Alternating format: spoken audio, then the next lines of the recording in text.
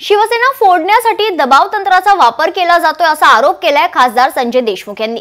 पैशाचे आमिष देखील दाखवले जात असल्याचा आरोप संजय देशमुख यांनी केलाय।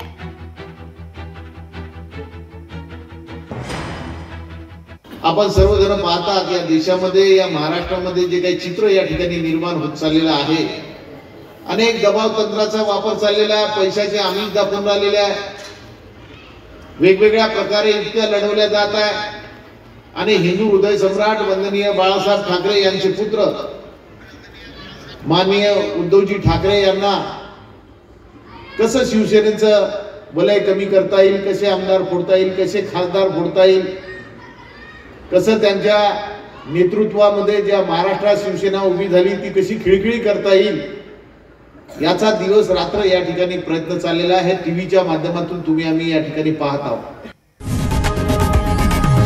लोकशाही मराठी ऐका, पहा, जागरूक रहा।